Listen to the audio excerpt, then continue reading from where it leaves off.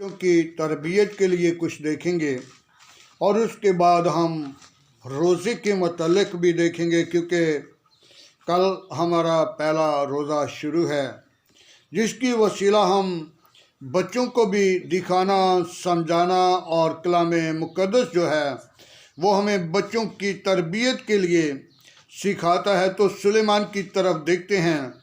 सुलेमान जिसने इंसाल की किताब को लिखा, तो वो हमें क्या आगाह करता है।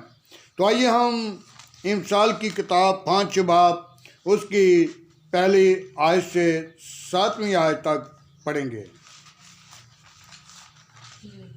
और मैं चाहूँगा बेटी लिशबा के साथ वो पढ़ेगी। 5, 6 से 7 जी, 6 से 7 तक, पहली आयत से 7 आयत तक।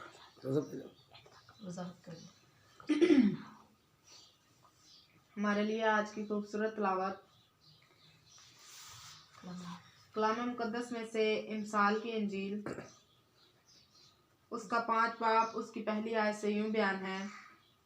ऐ मेरे बेटे, मेरी हिकमत पर तवज्जो कर, मेरे फहम पर कान लगा, ताकि तू तमीज़ को महफूज रखे और तेरे लब इल्म के निगहबान हों, क्योंकि बेगाना औरत के होंठों से शहद टपकता है और उसका मुंह तेल से ज़्यादा चिकना है, पर उसका इंजाम नागदूने की मानद तलक और दोधारी तलवार की मानद तेज है। उसके पाँव मौत की तरफ जाते हैं, उसके कदम पाताल तक पहुँचते हैं, सो उसे ज़िंदगी का हमवार रास्ता नहीं मिलता। उसकी राहें बेठिकाना हैं, पर वो बेखबर है। इसलिए ऐ मेरे बेटो, मेरी सुनो और मेरे मुंह की बातों से बरगज़िश्ता ना हो। पाक कलाम को पढ़े और सुने जान पर खुदा का शुक्र हो। खुदा के मेरे अजीज़ों, हम एक छोटी सी बात पर तवज्जो और ख्याल करेंगे।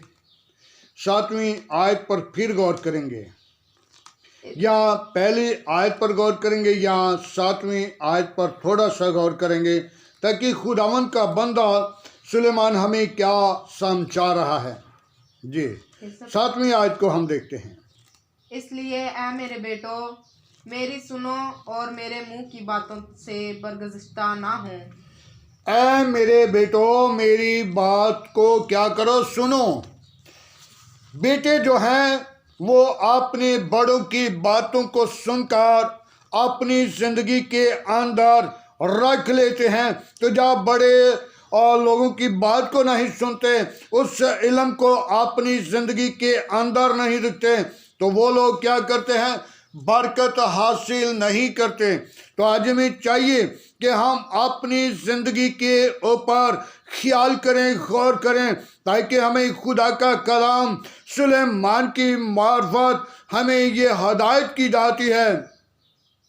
जो बड़े होते हैं वो बुजुर्ग होते हैं, और बुजुर्गों की बात जो है वो हमें सुनकर अपनी ज़िंदगी के अंदर रखनी चाहिए, क्योंकि हमारे पास एक बहुत बड़ा खुदाना है। वो खुदाना वो है जिस खुदाने से हम 50 साल की बात को भी बाहर निकाल लेते हैं, और वो खुदाना है जिस खुदाने से हम 100 साल की बात को भी निकाल लेते हैं। वो कौन सा खुदाना है? हमारा दिमाग जो है। तो आज हमने अपने दिमाग को गौर से, ख्याल से इल्म हासिल करना है, और उस खुदाने को हमने बढ़कर अपनी ज़िंदगी के अंदर रखना है। पहली आयत को हम देखें तो उसमें कितनी खूबसूरत बात लिखी है। जी, पहली आयत को फिर पढ़ते हैं। ऐ मेरे बेटे, मेरी हिकमत पर तवज्जो कर, मेरे फहम पर कान लगा। ऐ मेरे बेटे, मेरी हिकमत पर तवज्जो कर। हिकमत कौन सी है? हिकमत यही है जो अपने बच्चों को अच्छी तरबियत देते हैं। तो जो बच्चों को अच्छी तरबियत नहीं देते, शैतान भी और जो है उसके भी बच्चे होते हैं, लेकिन उनकी तरबियत जो है वो कोई नहीं होती। वो खुदा की तरफ नहीं लौटते, बल्कि वो गुनाह की तरफ, बुराई की तरफ, बुरे कामों की तरफ, क्योंकि उनको बड़ों की जो इल्म है, जो उनकी बात नहीं सुनते और वो इल्म हासिल नहीं करते। आज हमें चाहिए कि हम अपनी ज़िंदगी के अंदर गौर करनी है, क्योंकि हमारी ज़िंदगी के अंदर खुदा का जलाल मौजूद है। खुदा अपने लोगों को हरगिज़ नहीं छोड़ता। एक और इसी हवाले से हम देखते हैं, शेबाब उसकी पहली आयत को देखते हैं। यही इंसान, जी जी। ऐ मेरे बेटे, अगर तू अपने पड़ोसी का जामिन हुआ है, अगर तू हाथ पर हाथ मार कर किसी बेगाना का जिम्मेदार हुआ है, बस मेरे अजीजों, पड़ोसी के साथ जामिन होता है तो वो क्या करता है? अपनी गलती, अपनी खुता, अपनी ज़िंदगी के अंदर खुता करता है। तो अपनी ज़िंदगी के अंदर खुता नहीं करनी चाहिए, क्योंकि बनिनो इंसान गिर जाता है, लेकिन अपनी ज़िंदगी के अंदर जब गौर करता है, अपनी ज़िंदगी को बदल लेता है और अपने गुनाहों को खुदा के सामने रखता है, तो उसके गुनाहों की माफ़ी मिल जाती है। तो आज हमें चाहिए कि हम अपनी ज़िंदगी पर गौर करें। तो हम देखते हैं मेरे अजीज़ों, हम रोज़े के मुतल्लिक देखेंगे, इसलिए कि खुदावंद यीशु मसीह ने हमारे लिए 40 दिन का वाक़ा किया और हमने आज यानी कि कल हमारा रोज़ा शुरू है। तो हम रोज़े के मुतल्लिक चंद बातों को देखते हैं और रोज़ा के मुतल्लिक हमें क्या सिखाया जाता है। मेरे अजीज़ों, पहली जो बात थी हमारी, वो बच्चों की तरबियत की। तो आज हम रोज़े के मुतल्लिक देखते हैं, रोज़ा हमें क्या आगाज़ करता है। तो आइए हम 4 बाब के चंद आयत पर गौर करेंगे। पहली आयत से 5वीं आयत तक देखते हैं।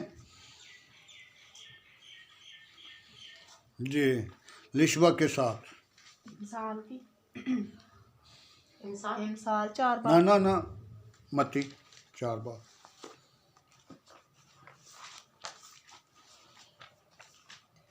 मैं पढ़ दूँ? मत्ती 4 बाब पहली आयत से पहली आयत तो 5 आयत तक। हमारे लिए आज की दूसरी खूबसूरत लावत कलाम मुकद्दस में से मुकद्दस मत्ती की अंजील, उसका 4 बाब उसकी पहली से 7 आयत तक क्यों बयान है।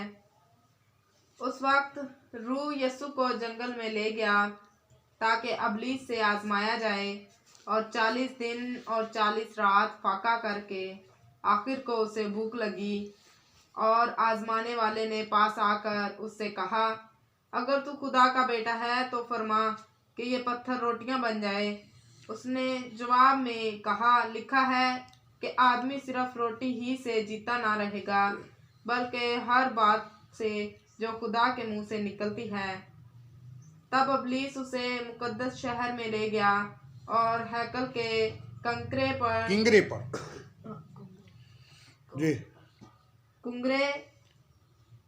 पर खड़ा करके उससे कहा कि अगर तू खुदा का बेटा है तो अपने ताएं नीचे गिरा दे, क्योंकि लिखा है कि वो तेरी बाबत अपने फरिश्तों को हुक्म देगा और वो तुझे हाथों पर उठा लेंगे, ऐसा ना हो कि तेरे पाँव को पत्थर से ठेस लगे। यीशु ने उससे कहा, यह भी लिखा है कि तू खुदावंद अपने खुदा की आजमाइश ना कर। पाकलाम को पढ़े और सुन जान पर खुदा का शुक्र हो। खुदा मेरे अजीज़ों, कलाम मुकद्दस में कितनी खूबसूरत बात है। हम